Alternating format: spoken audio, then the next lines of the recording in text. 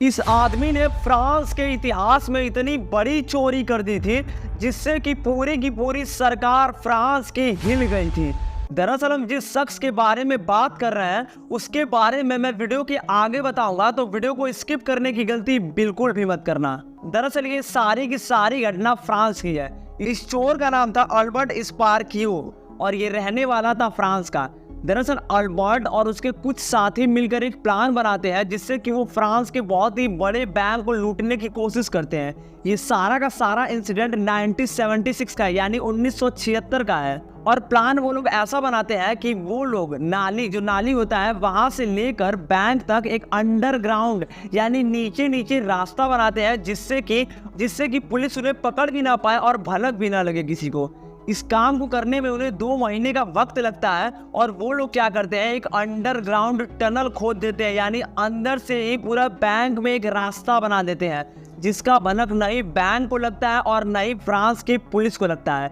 फिर वो दिन आ जाता है जब वो अल्बर्ट चोरी करने जाता है। दरअसल 16 जुलाई 1976 वो दिन रहता है जिस दिन फ्राइडे रहता है और अल्बर्ट को ये बात बहुत अच्छी तरीके से पता रहती है कि आने वाले 2 दिन तक छुट्टी रहेगी और यही मौका उसके लिए बेस्ट रहेगा। फिर इसके बाद अल्बर्ट क्या करता है, अपने साथियों के साथ लेकर वो टनल में चला जाता है और 2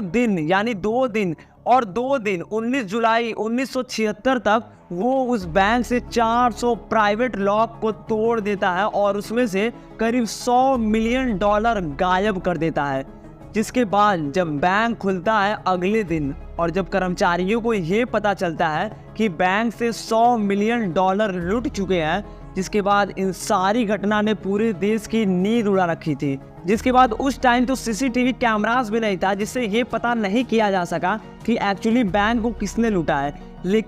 लेकिन अल्बर्ट का जो टीम मेंबर था उसकी एक एक्स गर्लफ्रेंड थी जिसे इस बारे में सारी चीज़ों की जानकारी थी और वो सबका लोकेशन बता देती है, जिससे कि पुलिस अल्बर्ट को ले जाती है पूछताछ करने के लिए। और जैसे ही अल्बर्ट को फर्स्ट फ्लोर पर ले जाया है पूछताछ करने के लिए, वो तुरंत खिड़की से यानी शीशे वाले दरवाजे से कूद जाता है और उसी के नीचे एक गाड़ी वाला यानी 2 व्हीलर वाला रहता है जिसमें कि अल्बर्ट बैठकर गायब हो जाता है। और हिस्ट्री में आज तक उसका पता नहीं चल सका कि अल्बर्ट आखिर गायब कहाँ हो चुका है। अगली घटना जिसके बारे में मैं बताने वाला हूँ उसका नाम है डैन कूपर। थोड़ा मोड़ा आप इस चोर के बारे में यानी इस रॉबरी के बारे में आपको पता भी होगा। दरअसल ये बात है 1986 की। एक दिन क्या करता है, ये जो डैन कूपर रहता है स्कॉटलैंड से 2 टिकट बुक करता है फ्लाइट की वॉशिंगटन जाने के लिए। जिसके बाद वो फ्लाइट में बैठ भी जाता है और जैसे ही प्लेन हवाई जहाज उड़ जाता है वैसे ही वो क्रू मेंबर को बुलाता है और वो अपना जैकेट खोलता है और वो दिखाता है कि उसके पास बॉम्ब है। जिसके बाद क्रू मेंबर डर जाते हैं और ये सारी चीज़ें कैप्टन के पास पहुँचती है, जिसमें कि कैप्टन ये पूछता है कि बेसिकली तुम्हें चाहिए क्या। जिसमें कि डैन कूपर ये बताता है कि उसे जैसे ही वॉशिंगटन में छोड़ा जाए उसको $2 लाख चाहिए, नहीं तो वो पूरे के पूरे प्लेन को ब्लास्ट कर देगा। जिसके बाद कैप्टन ये सारी बात मान जाता है और वो वॉशिंगटन पर वैसा ही करता है। $2 लाख उस आदमी को दे दिए जाते हैं यानी डैन कूपर को। जिसके बाद सारे लोगों को छोड़ दिया जाता है और सिर्फ क्रू मेंबर को और कैप्टन को ही एरोप्लेन में रखा जाता है। जिसके बाद हवाई जहाज फिर से एक बार उड़ान भरता है और इस बार जो डैन कूपर रहता है वो पैराशूट लेकर कूद जाता है। ये सारी घटना रियल है और ये सारी की सारी घटना 1986 की है यानी 1986 की है।